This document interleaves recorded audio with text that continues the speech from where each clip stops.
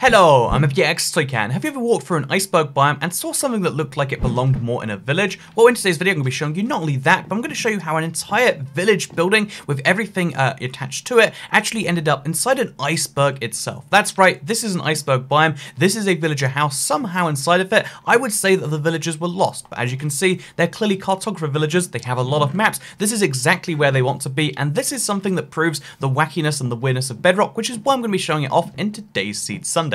So, hello, I'm Bedrock, and welcome back to Seed Sunday. This is the weekly series where I show you seeds for Minecraft, which are particularly interesting and worth checking out in some way. That plant literally broke the second I said that. But yeah, today we've got a seed which comes in from Giant Space Chicken, and it's a really interesting one because at first it doesn't really look like too much is going on here. It looks like it is just a pretty standard seed, maybe even worse than standard because you spawn, as you can see right here, in a tiger biome which attaches to a mega tiger, which is nice, it's rare, etc. But then there's nothing really else in any other direction of spawn for quite some time. Minecraft usually does a good job at balancing your spawn biomes. In this case, the balance of the spawn biome seems to be like, hey, don't you want some ocean and some mega tiger? Want anything else? Well, get out of here. Because there is an iceberg biome on part of the ocean over here, but besides that, you've got a pretty long distance to anywhere, which is why I'm pretty amazed that Giant Space Chicken stuck out with this seed, because I personally wouldn't have. I would have said, you know, there's just so little anywhere close to spawn, but as you know, because you watched part of this video already, all you have to do is keep heading in one of these directions, and you'll start to find some cool stuff. So yeah, you can head in the direction of the iceberg biomes if you want to see more and more weird icebergs mashing up the mega tiger, but that's not our interest today. You could head this way if you want to, you know, see some savanna biomes with some really nice peaks, which I do want to check out today. Because it proves the point that all you have to do is stick out a seed for as long as you can. You might have to cross an entire ocean, including some icebergs, and then you can eventually start to find somewhere that's actually pretty decent. Again, I think most people would agree this is some pretty decent terrain. It's got a village over here. We've got some mountains just around it on both sides, so you get that nice kind of valley effect. But then you've also got a birch forest over here. Again, it's an interesting enough biome, whether you care about it or not. A little bit further than that, you can see how there is in fact a pillager outpost just over to the north. By the way, as always, coordinates are in the top left when we make Minecraft Bedrock videos / seeds, like this video is, pro tip. But yeah, you can see how there's a pillager place, which is not only next to a village, like we've seen before, it's literally inside of the village. And I guess the way we'd say inside of as opposed to next to is the fact that this literally goes on top of their planters. There are farming villagers that come past here to farm their crops, and they're going to get mowed down by the pillagers as they spawn and raid, etc., which is interesting, if nothing else. Probably a disaster, you know, inbound. In fact, not even a disaster inbound. A disaster you spawn with and have to deal with, but it's still super interesting, and it makes it really easy to start that pillager raid should you want to, and I'm gonna assume that you do want to. So yeah, not only do you have a birch forest, you have some nice mountains, you have a pillager outpost, and even another village if you go far enough that way from this village, but also you have yourself one of the rarest savanna, mountain biomes, which is the Savanna M. And as you can see from the Savanna M, it doesn't really work quite the normal way on Bedrock, but what does happen is all of the trees get super green leaves. It's almost that jungle village style effect. In case you're curious, like, are these leaves super green? Let me show you where you can see it fades from one biome to another. Here's what savanna leaves look like in a savanna biome, where it's super dried up, there's no water. And here is what savannas look, trees, acacia trees look like in a, Savanna M biome. As you can see, there is a slight difference. It's the same biome, the same trees generate there, but you get much nicer looking trees, which is a great thing to have if you want to play around with the Minecraft world and you want to have a seed that lets you do that, which is kind of the point of Seed Sunday, right? So yeah, here's the village. It's in a valley, and on the other side of this village, you're going to find roof forest, which, let's be honest, no one's really ever too hyped about that, at least not since it first came out. But then you've also got yourself a desert with, of course, everyone's favorite desert structure. That's right, it's the desert well. There is a desert well in this desert, and you know what? It's really great, because sometimes you get to a desert and you think, oh, I need water. Not because I need to drink it, this is Minecraft. We don't need water, and probably never will for that reason, but like, oh yeah, I might need to play around with some water, and oh, thank God we got one of these desert wells, and yeah, they're 1 in 1,000 chance of generating, and thank God it happened to generate here, but of course I'm talking about the desert temple itself. So yeah, this gives you 4 chances at randomized loot. Every time you load up the seed, it's going to be slightly different. So I could say like, hey, this is what you're going to get. But just for a sample, I feel like a lot of people, if you haven't experienced it yet, then here's the sample of what you can get. You can get yourself some gunpowder, 2 bits of emeralds, so you can get yourself lots of gold, a golden apple, and a saddle to go with that horse armor, I guess. You can get another saddle and another bit of horse armor, because you know, you need a spare horse. We've learned enough from this channel. Also, the chest is facing backwards, which is odd. Well, both these chests are facing backwards, but we've learned enough from this channel that bad things can happen if you only have one horse. Always have a backup, not only for horses, but also everything else in your life, you know? Oh no, my wife has divorced me. Good thing I've got the backup wife in place. That sounds like a joke, but that's literally how they did it in medieval times. Like, that was their strategy of like, well, you know, you gotta have a, you know, lady ready for you if, you know, you mess up this job. And, you know, I'm just saying, I'm not sure I'm saying anything actually. But yeah, always have a spare, including to your main seed. You might think, do I need another Survive World seed? But what if you do? You die one day, you'll get bored one day, and you want to try something new? Maybe you'd enjoy having a ravine which looks like this. How does the ravine look like this, you might ask? I don't understand any of what's going on here. Why is the lava only flowing to the edge there? Why is this water not flowing any further? Why is there like a chessboard pattern of water and lava? These are questions that no one knows the answer to, and as always, you get some weird, wacky fluids. Also, you can see there's direct diamonds accessible from the surface in this. This is always something you have a chance of getting in ravines that are this deep in Minecraft Bedrock. But again, the fact that there's not only 2 diamonds, actually it might be literally 2 diamonds. But yeah, there's 3 diamonds you can find literally this easy. Like, okay, let me show you the process of getting these diamonds.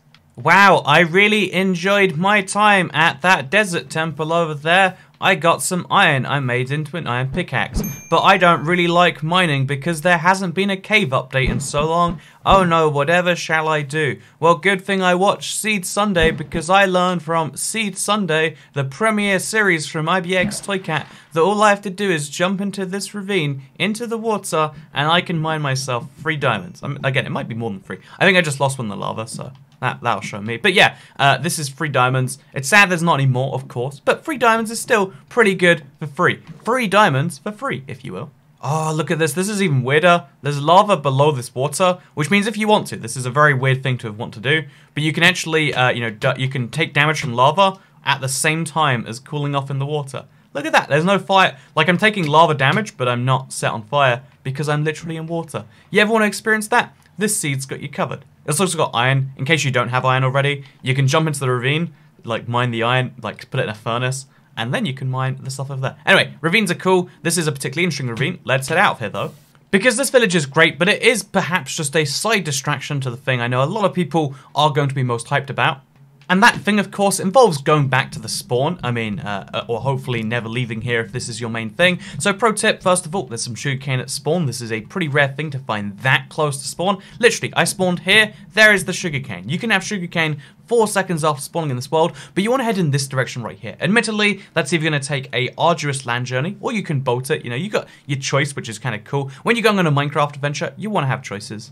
But yeah, you want to head in the negative for both directions, in whichever way that might take you, where it takes you over the land, or where it takes you over the endless sea and the lights you find down below. You want to head in this direction until you find yourself a plains biome. This should be at roughly 500, 500, or minus 500, minus 500. It's a pretty nice plains biome. It's somewhere that, again, I always recommend settling down. It even has some nice caves which are visible from the surface, which, again, might be your thing, might not be your thing. But then if you keep heading just a little bit further in both of the minus coordinates, you'll find yourself a Minecraft village. This Minecraft village is so interesting for so many reasons. We'll start with the most basic and maybe bland one. There's a ravine right here. So you know how I was just saying how ravines are great. You can jump in them, start mining diamonds. This one won't have diamonds at the surface, I assume, but you can get pretty close to diamond layer, down to 34. In fact, wait, slightly lower than that. You can get down to layer 31, which means you're just 16 layers or 18 layers above diamonds. I mean, you could actually mine this into the village. Make yourself, an easy start to mine. Isn't that great? Look at all the iron you get for free in here.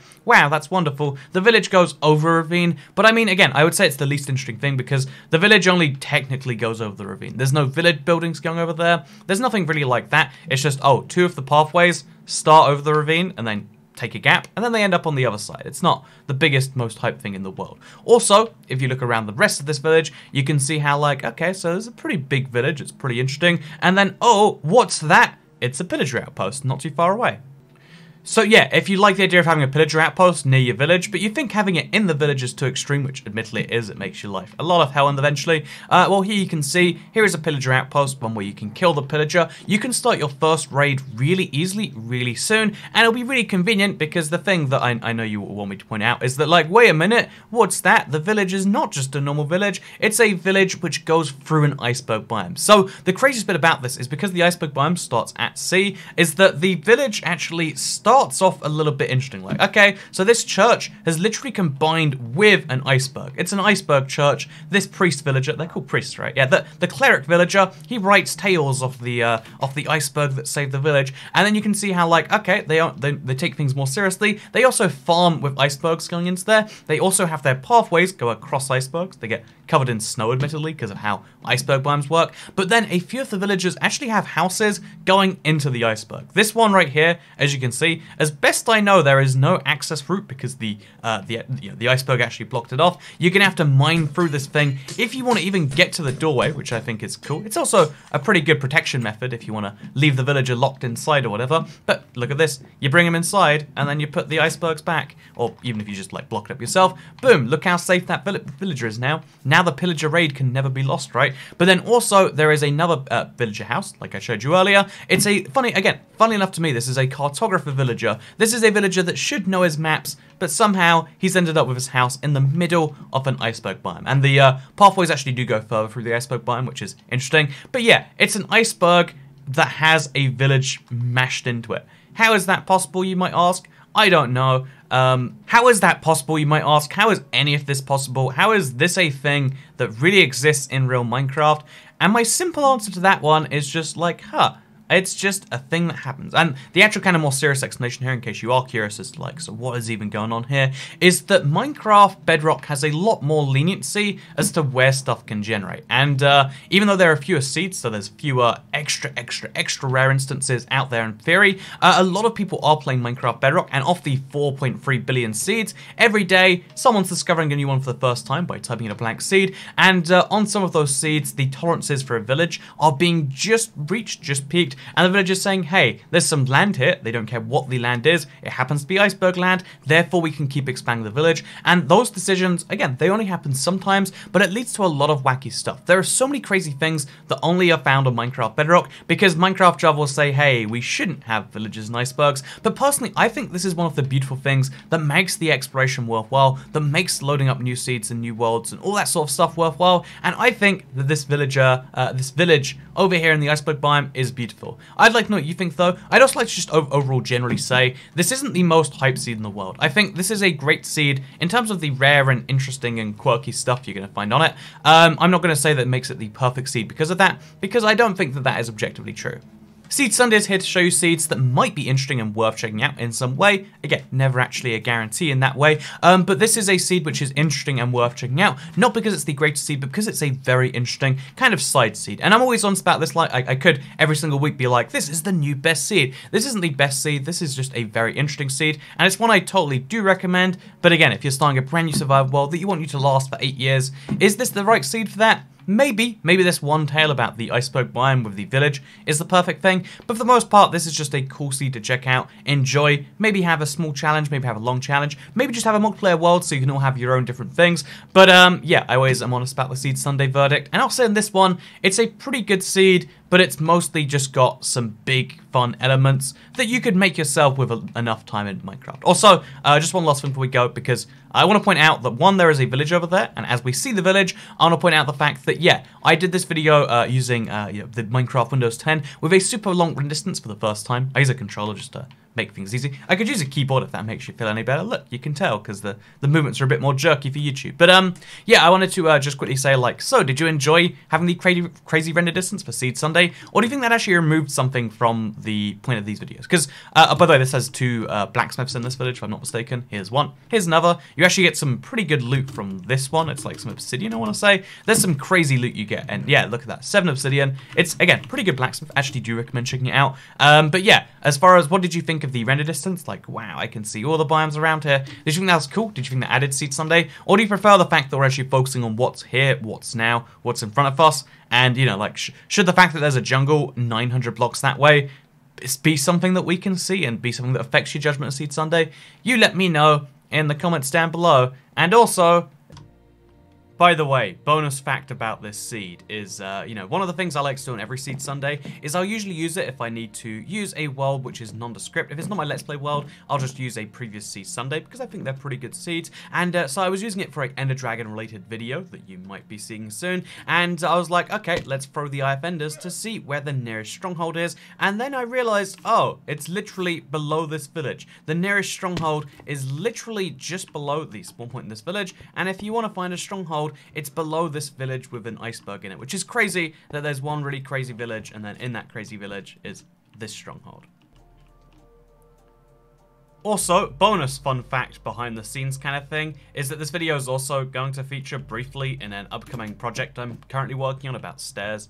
There's a lot of videos I'm working on right now that relate to this seed apparently, and now you know one's about the Ender Dragon and how you can kill it by going in there and using some magic, and one is about stairs. So, which are you more excited about, dragons or stairs? Let me know in the comments. And also, thank you very much for watching this video, because I'll see you all next time. Goodbye.